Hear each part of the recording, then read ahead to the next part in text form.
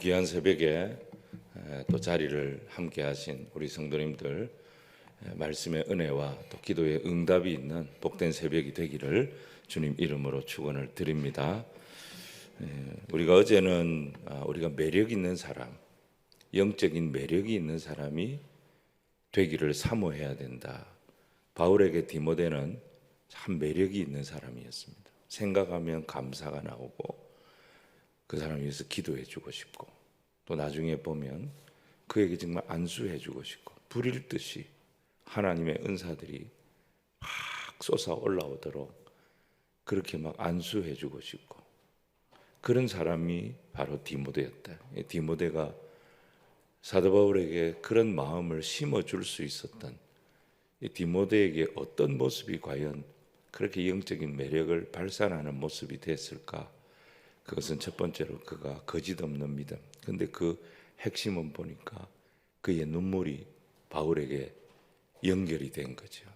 눈물의 기도, 눈물로 하나님 앞에 쓰임 받기를 원하는 그런 모습, 이게 영적인 매력을 사도 바울이 느끼도록 만드는 그런 모습이 됐다는 거죠. 두 번째는 이 복음을 대하는 자세, 하나님의 말씀을 어떻게든 내 것으로 만들고 복음을 먹어버리는 거죠.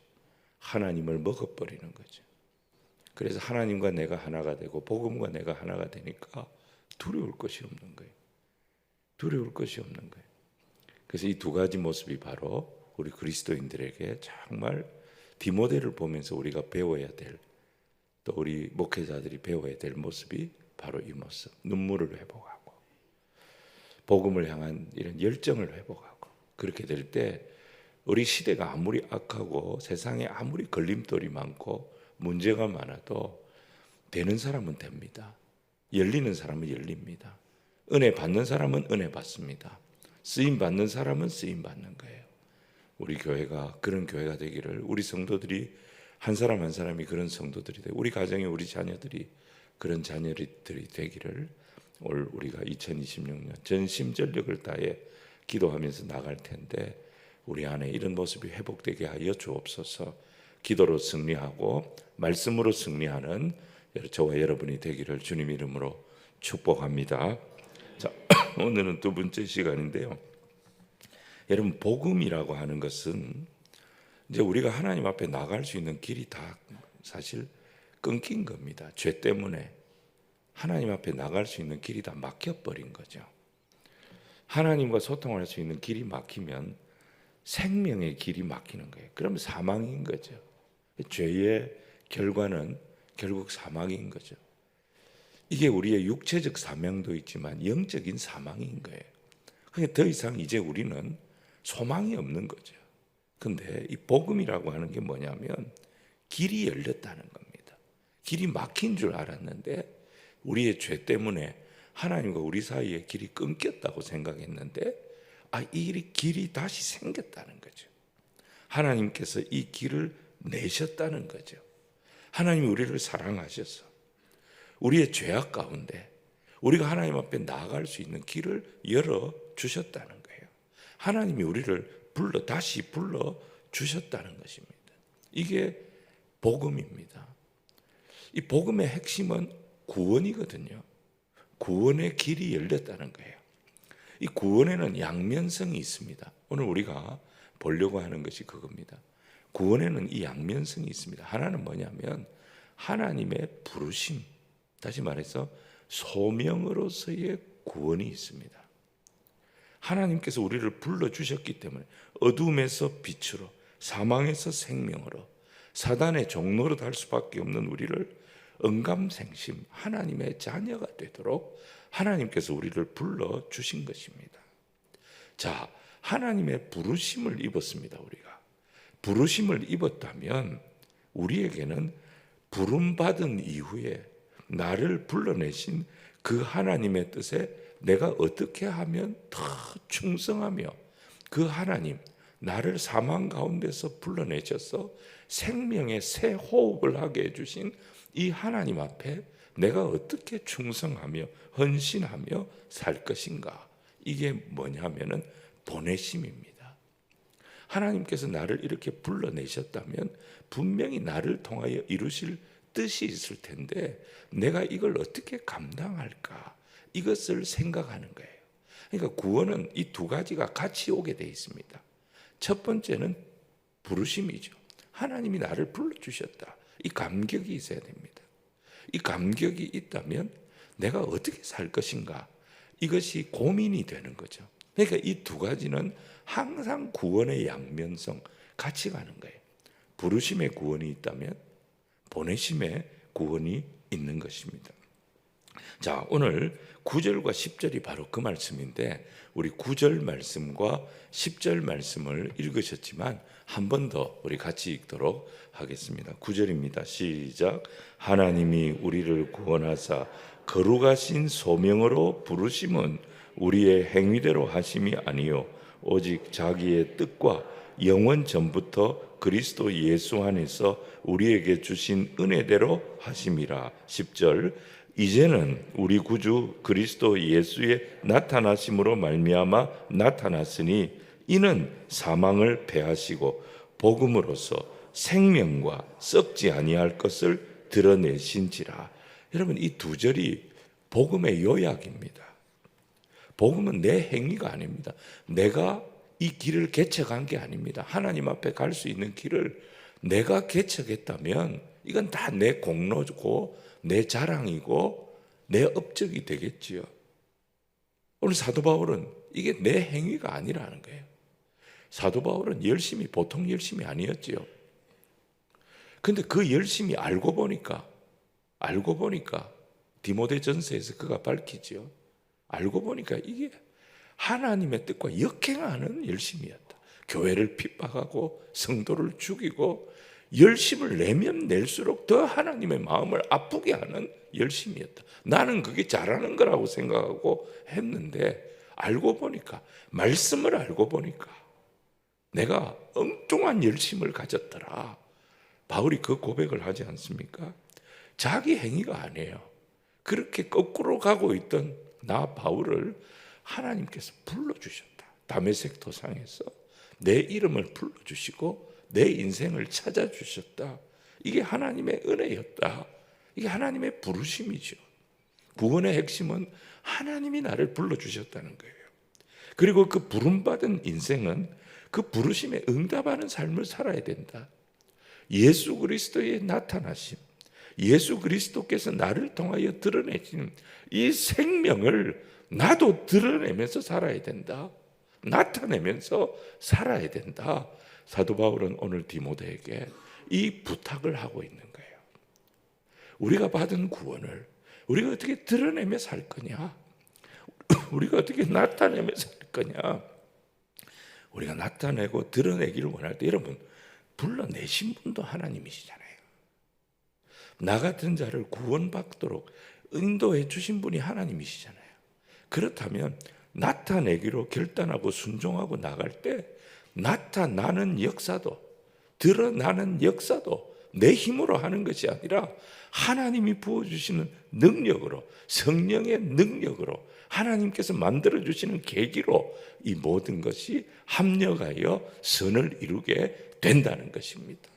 그래서 올 연초에 우리가 어떤 믿음을 갖느냐, 이것이 올 한 해를 결정합니다. 여러분, 12월 31일이나 1월 1일이나 똑같은 날입니다. 그냥 하루가 지났을 뿐입니다. 우리가 2025년이고 2026년이라고 의미를 부여하는 거죠.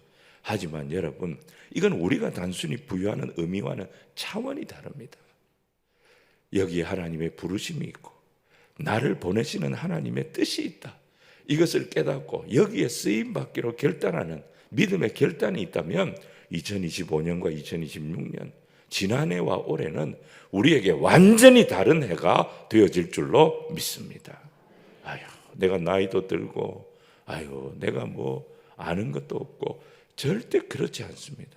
하나님은 연약한 자를 들어서 쓰십니다. 부족한 자를 들어서 쓰십니다. 약한 자를 사용하십니다. 그래서 강한 자를 부끄럽게 하시는 분이 우리 하나님이신 줄로 믿으시기를 바랍니다. 우리의 삶은요, 왜 하나님께서 예수님을 말구유 통해서 나게 하셨겠어요? 그 하나님의 아들이 이 땅에 오시는데 개성가를 부르면서 천군 천사의 호의를 받으면서 오시는 게 맞잖아요. 붉은 주단을 깔고 말을 타고 들어가는 게 맞잖아요. 근데 우리 예수님이 예루살렘 입성할 때 나귀 타고 입성하셨습니다. 왜 예수님 그런 모습을 하셨을까요? 약한 자의 하나님이에요. 연약한 자의 하나님이라니까요. 우리 주님이 우리를 사용하시면 거칠 것이 없습니다. 얼마든지 쓰임받을 수 있고 얼마든지 역사가 일어난다. 이 믿음의 소망을 가지고 기도로 모든 내 삶의 2026년 걸림돌들을 돌파하며 나가는 주의 백성들이 저와 여러분이 되기를 주님 이름으로 축원을 드립니다. 오늘 이 사도 바울은 자기 간증을 하고 있어요. 디모데에게 나는 하나님의 부르심, 나 같은 자 이렇게 배도하고 하나님의 뜻에 역행하고 하나님 마음을 아프게 하고 하나님의 사람들을 괴롭혔던 나 같은 자를 부르신 하나님께 내가 어떻게 응답하는 삶을 살기를 원했는가, 하나님께서 나를 어떻게 인도하셨는가, 그걸 세 가지로 그가 간증하고 있는 내용입니다. 첫 번째가 뭐냐면은 부름받은 이 사명자죠. 그러니까 부름을 받았고 보냄을 받았으니까 이걸 한 단어로 표현하면 부름받은 사명자라고 말할 수 있겠죠. 사도 바울은 자기가 부름받은 사명자로서 어떤 자세를 가졌느냐? 충성과 신뢰였어요. 한번 따라할까요? 충성과 신뢰. 자, 11절과 12절 말씀을 우리 같이 한번 읽겠습니다. 11절, 12절을 같이 읽겠습니다. 시작. 내가 이 복음을 위하여 선포자와 사도와 교사로 세우심을 입었노라. 이로 말미암아 내가 또 이 고난을 받되 부끄러워하지 아니함은 내가 믿는 자를 내가 알고 또한 내가 의탁한 것을 그날까지 그가 능히 지키실 줄을 확신함이라. 여러분, 이 사도 바울이요, 복음을 위해 내가 세움 받았다. 선포자로 사도와 교사로 세움 받았는데 나는 하나님께서 내게 맡겨주신 이 사명을 부끄러워 아니했다. 그러니까 어떤 사명이든지 하찮게 여기지 아니했다. 그리고 이 일을 하면서 고난을 만났다고 내가 그 고난이 두려워서 낙심하거나 그렇게 하지 아니했다. 한 단어로 말하면 뭐예요? 하나님께서 내게 주신 사명에 대해서 나는 항상 충성하려고 했다. 피하려고 하지 않았다. 하찮은 거라고 무시하지 않았다. 힘들다고 두려워하지 않았다. 나는 이것에 대해서 어떻게든지 충성하려고 했다. 이게 첫 번째 모습이었어요. 두 번째 모습은 뭐냐? 사도 바울이 할 수 없는 일이 있습니다. 어떻게 할 수 없는 일? 충성하려고 하지만 자기 힘으로 할 수 없는 것들이 있다 이 말이에요. 자, 그 할 수 없는 것에 대해서는 내가 어떻게 했느냐? 내 힘으로 할 수 없다고 내가 포기하지 않았다. 그거는 내가 의탁했다. 하나님 앞에 의탁했다. 하나님 도와주세요. 하나님 인도해 주세요. 지금은 제가 하나님의 뜻이 뭔지 모르겠어요. 길이 보이지 않아요. 하지만 하나님께서 이 없는 길도 하나님은 내실 거니까, 하나님이 인도해 주실 거니까 그는 쉬지 않고 계속 하나님 앞에 의뢰하고 의탁했다는 거예요. 이게 신뢰였습니다. 여러분, 부름받은 사명자의 모습은 어떤 모습이어야 되느냐? 이 두 가지 모습이에요. 내가 할 수 있는 일은 충성하는 거예요. 여러분, 내가 할 수 있는 일은 남한테 맡길 필요가 없어요. 이건 내가 하는 거예요. 충성을 다하는 거예요. 그리고 내가 할 수 없는 일이 있어요. 내 힘을 넘어서는 그건 기도하는 거예요. 하나님 도와주세요. 하나님, 이건 하나님이 열어주셔야 됩니다. 하나님이 도와주셔야 됩니다. 하나님 불쌍히 여겨주세요. 기도하는 거예요. 이 두 가지인 거예요. 쉽죠? 할 수 있는 일은 충성하는 거예요. 할 수 없는 일은 기도하는 거예요. 사도 바울이 그런 자세로 섬겼다 이 말입니다. 그렇게 했더니 신실하신 주님께서 100% 나를 지켜주셨고 내 길을 인도해 주셨고 모든 것이 이루어지도록 은혜를 베풀어 주셨다는 거예요. 사도 바울은 주의 일을 하면서 자기가 어떤 고난을 당해도 뭘 알기에 나 같은 자를 구원해 주신 분을 내가 알기 때문에 그분의 신실하심을 내가 믿기 때문에 나는 고난을 부끄러워하지 않았고 내가 할 수 없는 일이라고 포기하지 아니했다. 그렇게 간증을 하고 있는 거예요. 할 수 있는 일은 충성하고 할 수 없는 일은 기도하고. 이게 바울의 간증이에요. 디모데 앞에서 당당하게 내가 이런 삶을 살아왔다라고. 이 디모데후서는 사도 바울의 유언과 같거든요.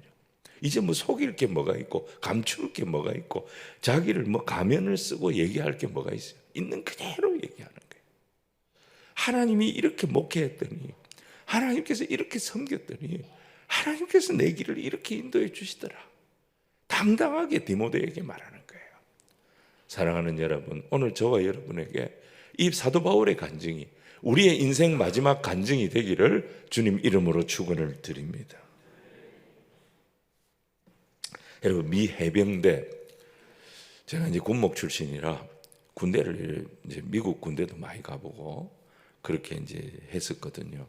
제가 이제 군에서 나올 때 마지막은 한미연합사령부 이제 거기서 이제 있다 보니까 미 해병대도 이렇게 많이 만나는데, 제가 미 해병대에 감동받은 게 있습니다. 그게 뭐냐면 미 해병대 구호, 미 해병대 대원들 구호가 있어요. 미 해병대 대원들 구호가 있어요. 그게 뭐냐면 셈페르 피델리스, 라틴어입니다. 셈페르 피델리스, 셈페르 피델리스, 셈페르 피델리스. 이 셈페르 피델리스, 이 말은 뭐냐면은 항상 충성, 언제나 충성. 이게 그들의 구호예요. Always faithful, 이 말이거든요. 항상 충성한다. 우리가 어느 자리에 있든지 어떤 형편에 있든지 항상 충성한다. 항상 충성하는 자세가 뭐냐? 내가 할 수 있는 일에 대해서는 신실하신 주님 앞에 내가 감당할 일은 감당하며 나가고, 내가 할 수 없는 일에 대해서는 주님의 인도하심, 우리 주님의 신실하심을 믿고 그분에게 의뢰하고 의탁하고 나간다. 이게 바로 셈페르 피델리스의 정신이 아닌가, 내가 이렇게 생각을 했던 것입니다. 자, 오늘 이 아침에 우리가 생각합시다. 믿음의 사람으로 2026년 우리가 출발하며 이 두 가지 자세, 할 수 있는 일은 충성하겠습니다. 내가 할 수 없는 일은 기도하겠습니다. 바꾸면 안 됩니다. 내가 할 수 있는 일은 기도로 밀고, 할 수 없는 거 자꾸 하려고 그렇게 하면은 이 일이 꼬이게 돼 있습니다. 할 수 있는 것은 이거 내가 할 수 있겠다, 이거 내가 하겠습니다. 할 수 없는 거, 이건 제 힘으로 안 되는 건데요, 하나님 도와주세요. 계속 쉬지 않고 기도로 나가는 거죠. 여러분, 기도의 역사가 일어납니다. 충성의 열매가 맺힐 겁니다.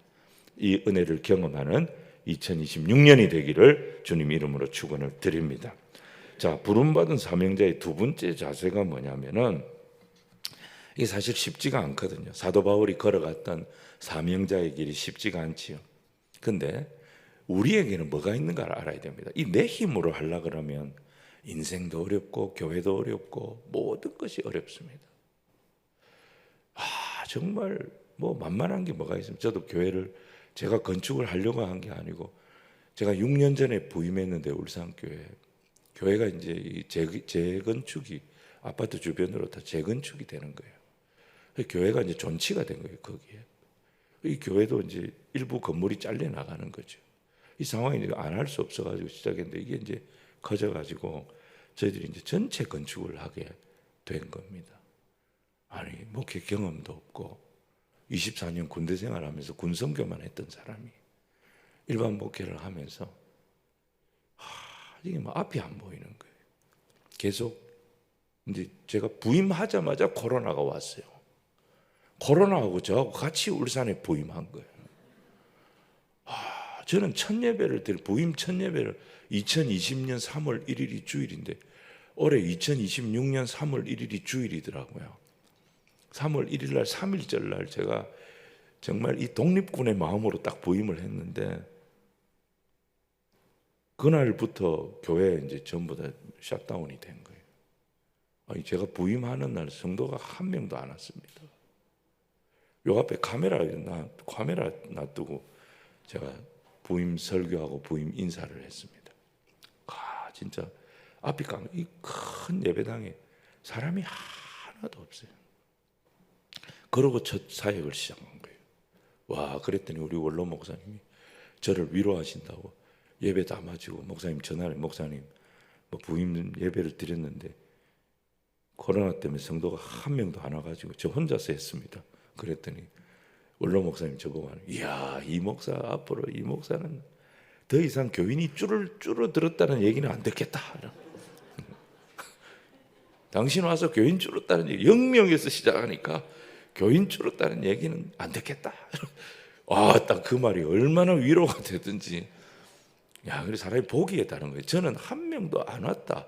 여기에 이제 다 꽂혀가지고 너무 부담이 됐는데 우리 원로 목사님은 역시 목회는 딱 벗어야 눈이 확 열리는 것 같아요. 보니까 야, 눈이 확 열리셔가지고 저한테 걱정하지 말라고 위로를 해주시더라고요. 여러분, 우리가 사역을 시작하는데 우리가 힘으로 하려고 하면 이게 되겠습니까? 왜 안 되는 거죠? 할 수가 없습니다. 한 사람이 무슨 사람 한 명이라고 그 사람 마음이 그렇게 쉽게 바뀝니까? 한 영혼이 구원을 잇는 일이 인간의 힘으로 되겠습니까? 내가 얼마나 그 사람 잘해주면 그 사람이 변화가 되겠습니까? 근데 우리에게 누가 계시느냐? 우리를 돕는 분이 계십니다. 보혜사가 계십니다. 성령님이 계십니다. 여러분, 이 성령의 인도하심에 순종하며 나가면 되는 거예요. 성령님의 그때그때 주시는 이 인사이트에 순종하며 나가면 되는 거예요. 이게 부름받은 사명자의 두 번째 자세예요. 성령의 인도하심에 순종하라는 거예요. 성령의 인도하심에 순종하라는 거예요. 성령님을 우리는 인도하십니다. 성령님은 우리를 깨닫게 하십니다. 아무리 어렵고 힘든 길처럼 보여도 성령님이 인도하시면 생명의 길이 보이는 거예요. 승리의 길이 보이는 거예요. 여러분, 헬라어에 똑같은 말씀인데 로고스도 말씀이고요, 레마도 말씀이에요. 말씀이라고 할 때 레마도 말씀이고 로고스도 말씀이에요. 근데 성령께서 내게 조명해 주시는 말씀, 똑같은 말씀인데 어느 한순간 내 가슴 속에 확 다가오는 말씀, 이걸 뭐라고 그러느냐? 레마의 말씀이라고 말하는 것입니다. 어느 순간 더 크게 들리는 거예요. 어느 순간 그 말씀이 딱 깨달아지는 거예요. 어느 순간 그 말씀의 은혜가 확 임하는 거예요. 내 양심을 향하여 확 도전하는 거예요. 그래서 이 말씀 앞에 내가 회개할 수밖에 없도록, 이 말씀 앞에 내가 반응할 수밖에 없도록, 이 말씀 앞에 내가 순종할 수밖에 없도록 그렇게 나를 도전하시는 말씀, 그 말씀이 찾아올 때가 있는 거예요. 왜? 우리가 성도이기 때문에, 하나님 자녀이기 때문에, 우리가 아무리 하나님하고 어긋나 살다가도 하나님께서 내 심령을 확 때리는 말씀, 내 심령에 하나님 앞에 확 무릎 꿇도록 만드는 말씀, 그 말씀이 들릴 때가 있어요. 이게 레마의 말씀이에요. 우리가 인생길 갈 때 막 두려움이 올 때가 있습니다. 인생길 갈 때 막 도망가고 싶을 때가 있습니다. 방황할 때가 있습니다. 근데 성령께서 아무것도 보이지 않는데 다 깜깜한데 한쪽에서 빛이 딱 비치는 거예요. 한쪽에서 빛이 딱 비치는 거예요. 근데 보니까 그건 내가 원했던 길이 아니에요. 내가 가고 싶었던 길이 아니에요. 근데 다른 길은 다 막혀 있는 거예요. 보여주시지를 않는 거예요. 그래서 그쪽으로 갈 수밖에 없도록 밀어넣는 거예요, 성령님이. 이게 뭡니까? 이게 성령의 인도예요. 성령의 조명하심이에요. 이때 성령님이 우리를 이끄시는 거예요. 주의 지팡이, 주의 막대기로 나를 인도하시는 거예요. 이 경험이 우리에게 있을 때가 옵니다. 성령님 우리 인도하실 때 보면 다 열어주시지 않습니다. 내가 갈 수 있는 길이 막 싹 다 열려가지고 그 중에서 내가 막 골라가지고 막 갈 수 있다면, 베스킨 라빈스처럼 막 31개 놓고 골라가지고 먹을 수가 있다면 얼마나 좋겠습니까? 그런데 성령님은 그렇게 하시지 않습니다. 다 막으십니다. 그리고 하나만 딱 보이게 하십니다. 그건 내가 원하는 길 아니에요. 내가 바랬던 길도 아니에요. 근데 그 길을 어쩔 수 없이 가야 됩니다. 근데 그게 생명의 길이고 그게 승리의 길이 되도록 만드신다니까요. 사도행전 16장에 보면 드로아에서 사도 바울이 딱 이런 입장이었습니다. 2차 전도여행 출발했습니다. 1차 전도여행 너무 좋았습니다. 갈라디아 지역 복음 전하는데 너무너무 행복했습니다. 가는 데마다 역사가 일어나고 가는 데마다 교회가 세워지고 믿는 자들이 생기고 너무 좋았어요. 그래 2차 전도여행 한 번 더 가자. 1차 전도여행 갔던데 우리 한 번 더 가보자. 근데 그게 못 들어가는 거예요. 갈라디아 지방으로 못 들어가는 거예요. 계속 밀려가지고 못 들어가니까 드로아까지 간 거예요. 드로아까지. 이 자기들이 가려고 갔던 곳이 아니에요. 근데 그 밤에 드로아에서 바울이 환상을 보죠. 한 마케도냐 사람이 건너와서 우리를 도와달라고. 건너와서 우리에게 복음을 전해달라고. 그래서 사도 바울이 배를 타고 마케도냐로 가지 않습니까? 유럽으로 가요. 아시아에서 유럽으로 가요. 마게도냐의 첫 성이었던 빌립보로 가지 않습니까? 아놀드 토인비가 뭐라 그랬습니까? 이 배가, 사도 바울을 태웠던 배가 인류의 운명을 바꾸는 배였다. 복음이 아시아에서 유럽으로 들어가는 인류의 운명이 바뀌는 배였다. 인류의 운명이 바뀌는 역사가 어떻게 일어나냐? 바울이 의도했던 게 아니에요. 계획했던 게 아니에요. 자기 가고 싶었던 게 아니에요. 자기는 아시아로 가고 싶었어요. 갈라디아 지방에 다시 들어가서 자기가 세웠던 교회, 자기가 전도했던 성도들 한 번 더 만나는 게 자기 소원이었어요. 근데 그거 다 하나님이 막으시고 새로운 길을 가게 하셨는데 마케도냐로 가게, 전혀 생각 못했던 곳으로 가게 하셨던 것입니다. 창세기 22장에 하나님 아브라함에게 모리아산에 가서 이삭을 잡아라. 그리고 나에게 번제로 바쳐라. 이게 말이 됩니까? 100살에 얻은 아들입니다. 100살에. 아브라함은 그렇다 칩시다. 아브라함은 뭐 자기 본토 친척 아비의 집을 다 버리고 하나님 말씀에 순종해서 떠나온 사람이니까 아브라함은 그렇다 칩시다. 하지만 아브라함의 아내 사라는 어떻겠습니까? 자식이 없어가지고 자식 하나 가져보려고 그렇게 애를 쓰고 안 돼가지고 자기 몸종 하가를 들였다가 몸종에게 자기가 고통을 당하고 그것 때문에 얼마나 상처가 많았습니까? 겨우 자식 하나 낳았는데 이 아이를 바친다고? 아브라함이 데리고 가서 바친대요. 이걸 엄마가 용납할 수 있겠습니까? 자식 군대만 보내도 얼마나 전화가 오는지 모릅니다. 제가 육군 훈련소 군모 갈 때면 내가 아는 사돈 8촌 한 8촌이 아니라 한 4, 5촌까지 전화 오는 것 같아요. 보니까 누가 갔다고. 여러분 그게 엄마 마음이에요. 나는 수백 통 전화를 받지만 아마 저분은 자기 자녀가 하나니까 일생에 딱 한 번 내한테 전화한 것 같은데 내가 최선을 다해 알아봐 줘야지. 제가 그랬다니까요. 잘했죠. 여러분 너무 반응이 없는 것 같아요. 제가 하려고 노력을 많이 했어요. 근데 사람 마음이 자기 신랑이 100세에 얻은 아들 하나님이 저 모리아산에서 바치란다. 그 용납할 수 있겠습니까? 받아들일 수 있겠습니까? 이 부부가 이걸 어떻게 받아들여야 되겠어요? 근데 사라가 대단한 게 여러분 베드로전서 3장 6절 베드로전서 3장 6절 보시면 이런 말씀이 있습니다. 사라가 아브라함을 주라 칭하여 순종한 것 같이 사라는 아브라함을 남편을 주라고 불렀습니다. 그러면서 순종한 것 같이 너희는 선을 행하고 아무 두려운 일에도 놀라지 아니하면 그의 딸이 된 것이라. 사라 같은 딸이 된 것이라. 사라가 두려운 일에도 놀라지 아니했다는 거예요. 여러분, 사라가 두려운 일에 놀라지 않았던 일이 뭐가 있겠습니까? 사라 인생에 가장 두렵고 힘들었던 일이 뭐가 있겠습니까? 아들 이삭을 바치는 일 아니었겠어요? 여기에 아브라함의 뜻에 주로 순종했다 이 말이에요. 왜? 아브라함의 하나님을 보았기 때문에.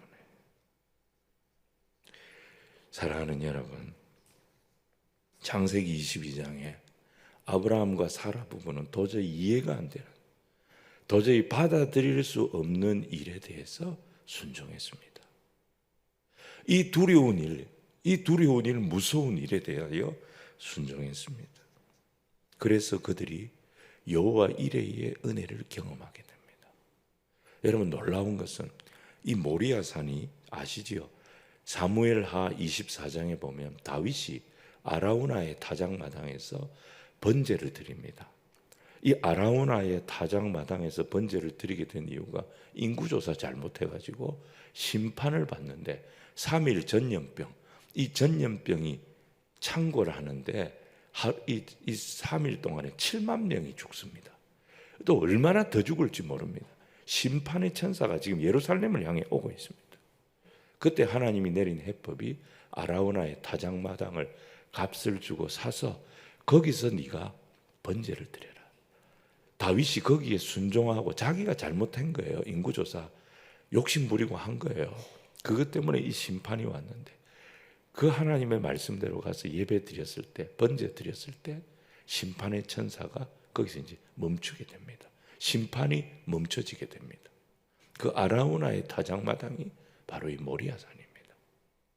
그리고 이 다윗의 아들 솔로몬이 그 모리아산에 성전을 짓습니다. 역대하 3장 1절 성전을 거기서 짓습니다.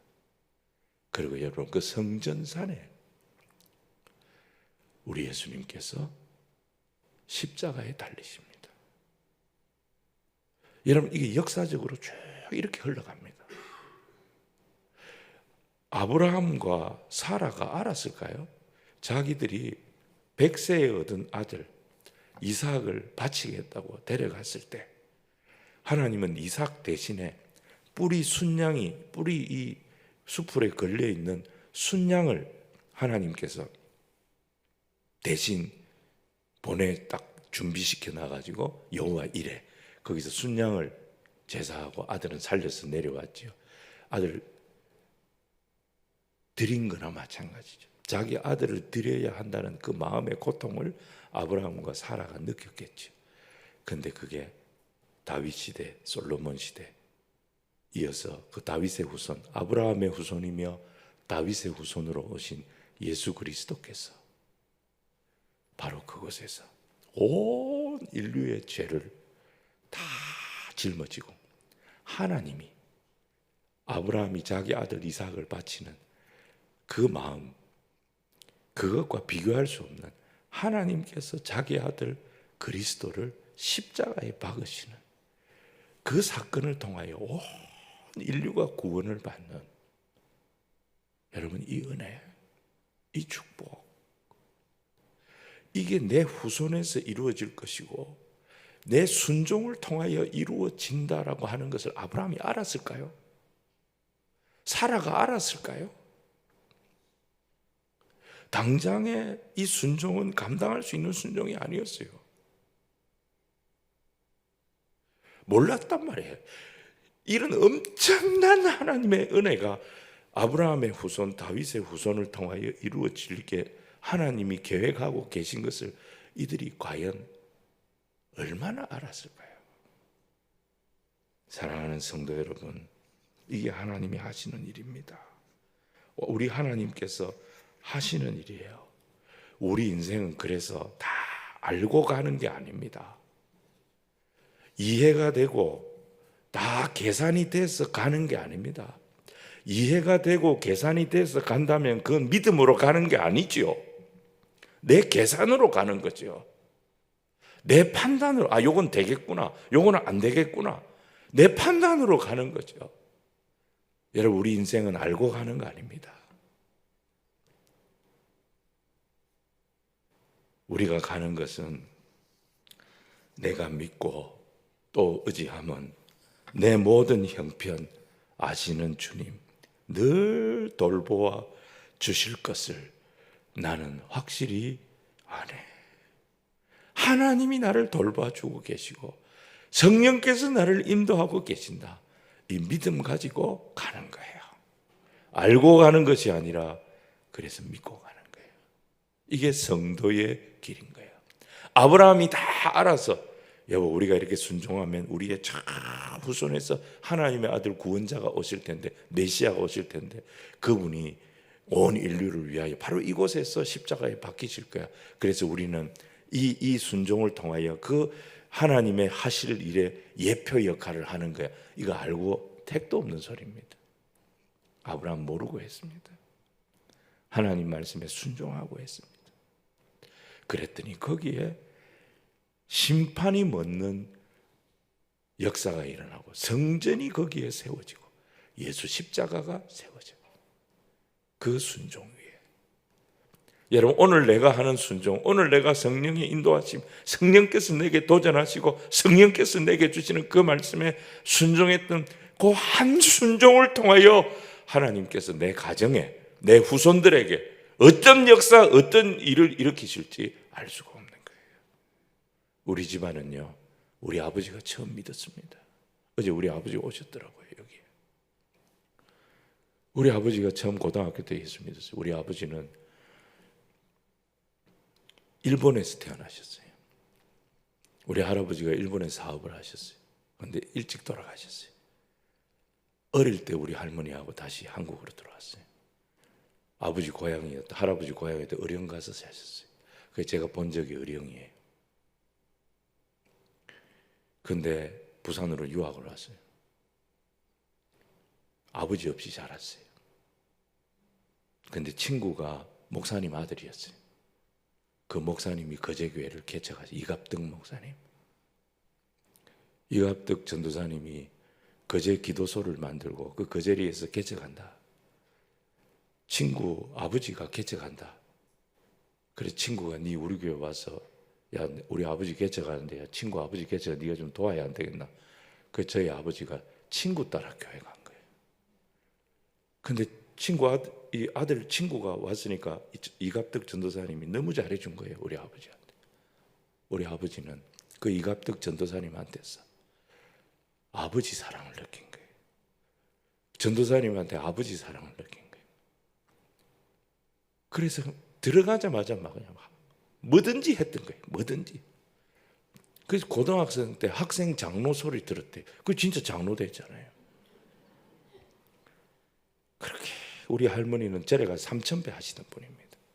3대 독자예요, 우리 아버님이. 3대 독자가 절에 가서 삼천배 하는데 남편도 없고 이 과부가 삼천배 하는데 아들이 예수 믿는다. 제사도 안 모신다. 얼마나 집에서 박해받고 쫓겨났는지 모릅니다. 전도사님 집에 가서 문간에서 자고 학교 가고.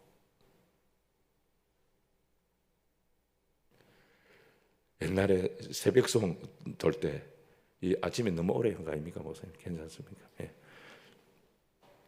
새벽송 돌 때 요즘 새벽송 안 하죠. 옛날에 저희들 어릴 때 새벽송 하는데 저희 아버지가 이 새벽송 일에 돌 때 단장 이제 우리 구역 팀 단장이 돼서 이렇게 끌고 가는데 그 이갑덕 목사님 댁 앞에 가면 이갑덕 목사님 막내 사위가 우리 고신대학 이상규 교수님입니다.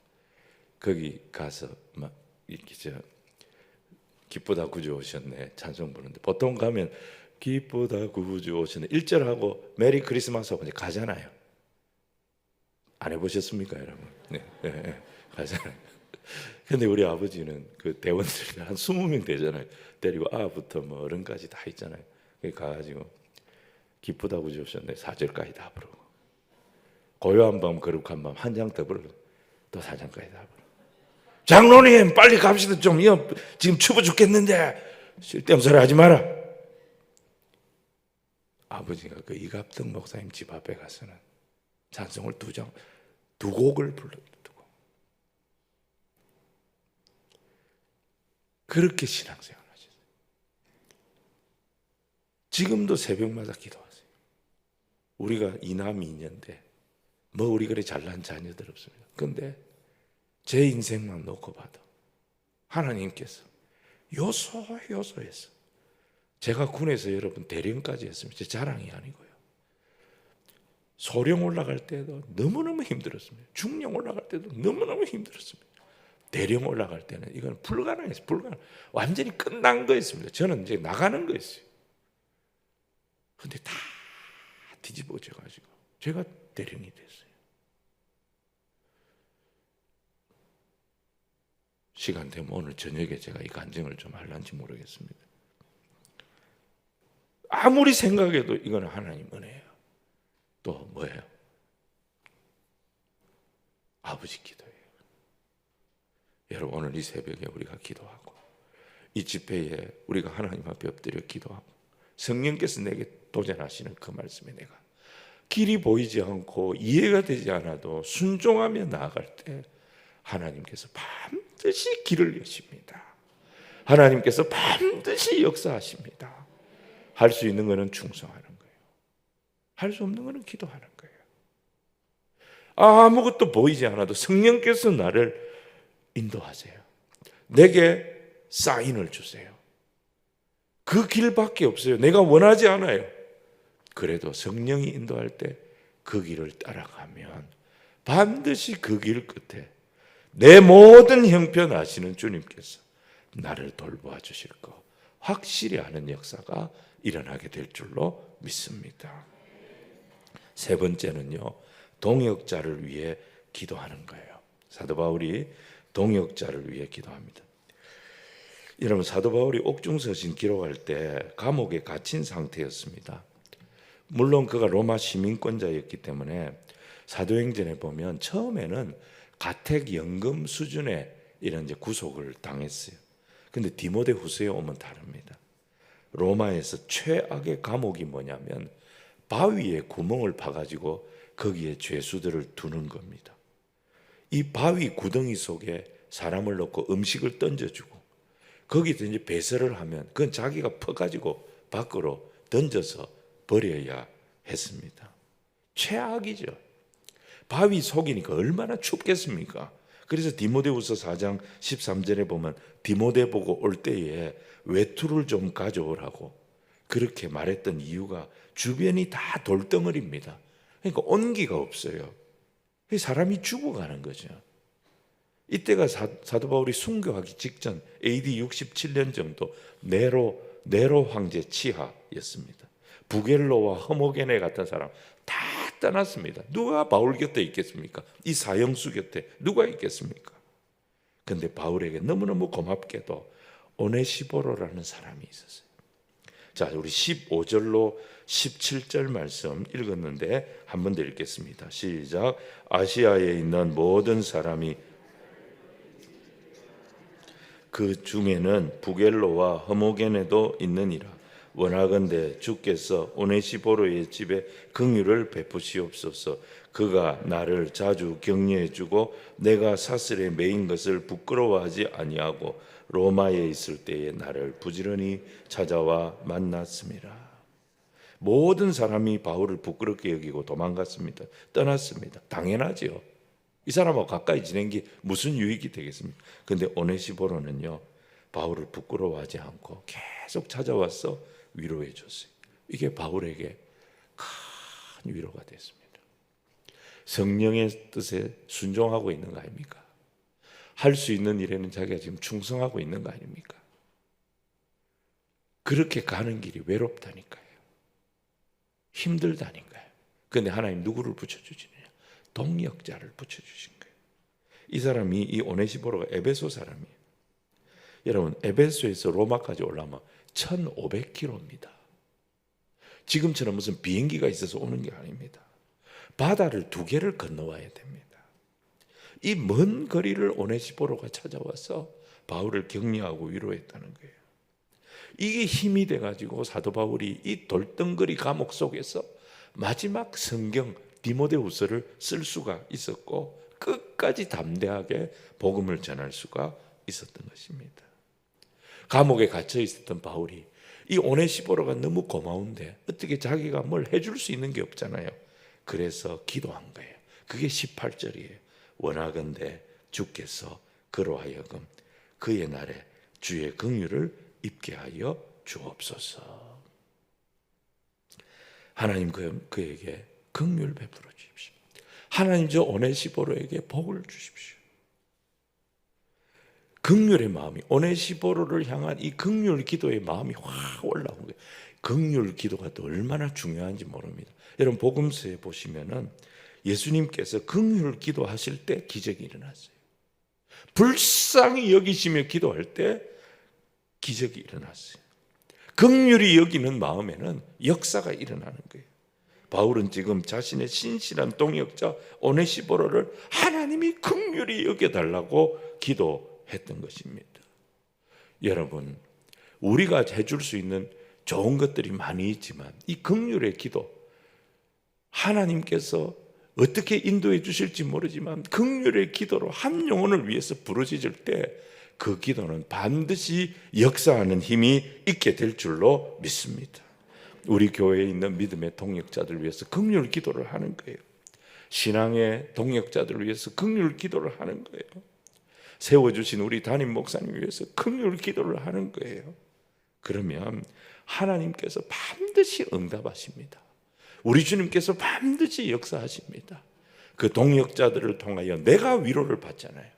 내 기도를 통하여 그가 복을 받잖아요. 이 선순환이 계속 일어나면서 함께 하나님의 영광 앞에 세워지는 은혜를 경험하게 된다는 것입니다. 자, 마무리하겠습니다. 새해를 출발하면서 우리 부름받은 사명자의 첫 번째 자세, 이것은 날 구원하신 우리 주님을 위해 내가 할 수 있는 것은 충성하는 거예요. 내가 할 수 없는 일은 기도하는 거예요. 그리고 부름받은 사명자의 두 번째 자세, 나를 인도하시는 성령님, 말씀으로 깨닫게 하시던 내게 어떻게든 하나님께서 성령의 조명을 주실 때에 그 조명하심에 내가 순종하는 거예요. 다 알지 못해도 이해가 안 돼도 우리의 인생은 알고 가는 것이 아니라 믿고 가는 것이라. 믿음으로 갈 때 하나님 아름다운 것, 그죠? 아름다운 것을 지켜낼 수 있도록 하나님께서 내게 허락해 주신 지경이 있습니다. 그 아름다운 것들, 그것을 지켜내는 성도가 되도록 인도해 주신다. 부름받은 사명자 세 번째 자세는 우리가 가는 길이 만만치 않아요. 그런데 동역자를 붙여주세요. 믿음의 좋은 친구들을 붙여주세요. 이 사람들 위해 여러분 기도하셔야 됩니다. 목사님 위해서 기도해야 됩니다. 교회를 위해서 기도해야 됩니다. 긍휼의 기도를 올려드리는 거예요. 그러면 영적인 축복의 선순환이 일어나게 되어져 있다는 거예요. 저와 여러분은 부름받은 사명자들입니다. 우리가 이 세 가지 잊어버리면 안 됩니다. 사도 바울이 디모데에게 권면했던 이 세 가지 꼭 기억하시기 바랍니다. 이 세 가지, 오늘 이 새벽에 받았던 이 말씀을 마음에 새기고 여러분 충성하고 기도하고 성령님 인도하심에 순종하고 동역자를 위해서 기도하고 이걸 계속 감당하면 여러분 우리 세대가 아닌 우리 다음 세대에 하나님 어떤 역사들을 이루어 주실지 모르는 거예요. 이 믿음의 소망을 가지고 기도로 승리하고 말씀으로 승리하는 귀한 성도들 저와 여러분이 되기를 주님 이름으로 축원을 드립니다.